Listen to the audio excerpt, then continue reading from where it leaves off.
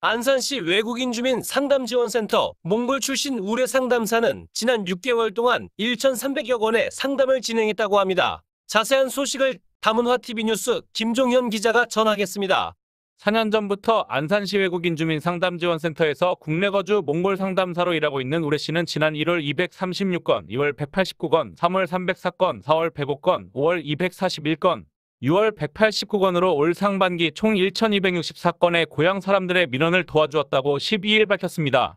2022년 6월 30일 법무부 통계 기준 국내에 들어온 몽골인은 25,408명 중 안산시에만 546명이 살고 있습니다.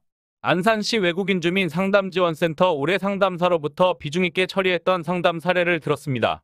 외국인 노동자들이 주로 많이 받는 비전문 취업 비자는 4년 10개월까지 일을 하며 지낼 수 있습니다. 그런데 몽골 국적 A씨가 1년을 일한 후 몽골로 휴가를 갔다가 집안의 사정이 생겨서 한국으로 돌아오지 못하는 상황이 발생하였습니다. 비전문 취업 비자를 받은 사람이 의무 가입해야 하는 보험이 있는데 1년간 일한 이력이 있어 A씨를 위한 비행기 값인 귀국비용보험과 퇴직금인 출국만기보험 등을 본인이 한국에 없는 상황에서 행정처리를 도와 본국으로 송금을 하여 주었습니다.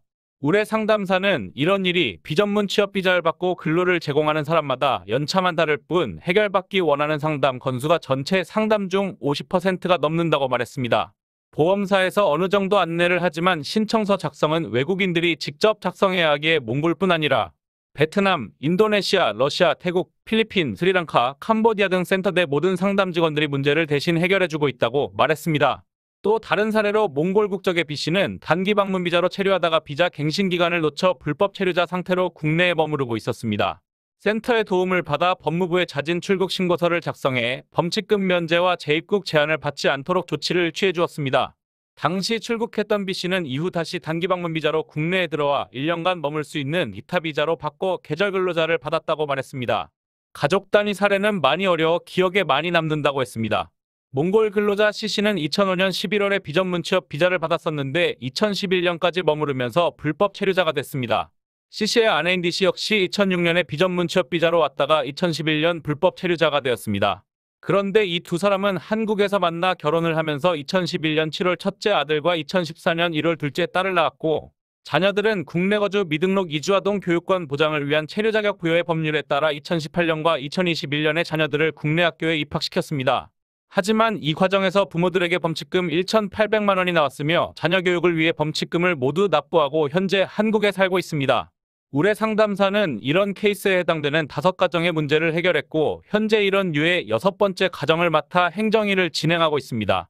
몽골 국제대학교 국제경영과를 졸업했던 의뢰 상담사는 14년 전에 유학생 신분으로 포항에 들어왔습니다. 의뢰 씨는 그곳에 위치한 한동대학교 통역번역대학원 영어-한국어 성경번역과를 졸업한 뒤 기숙사를 나오면서 갈 곳이 없던 상황에서 교수님의 추천으로 2011년 안산으로 이주하였습니다. 안산시 몽골 모임을 통해 몽골 출신이며 현재 안산 온누리엠센터에서 목사로 사역하는 남편을 만나 결혼 후 3명의 아이도 부양하게 되는 등 한없는 은혜를 주신 하나님께 감사하다고 말했습니다. 4년 전부터 안산시 외국인 주민 상담지원센터에서 상담 교육을 받은 후 상담사로 근무하고 있습니다. 센터에서 한국에 들어온 고향 몽골 분들의 고충과 어려움을 공감하며 도움을 주고 있습니다. 상담을 위해 온 몽골인들의 민원인의 유형은 남성은 막노동, 여성은 식당 보조가 대부분이며 의뢰 상담사는 이들에게 한국에 돈 벌러 오셨겠지만 반드시 건강도 챙기시라고 당부의 말을 전한다고 합니다. 다문화TV 뉴스 김종현 기자입니다.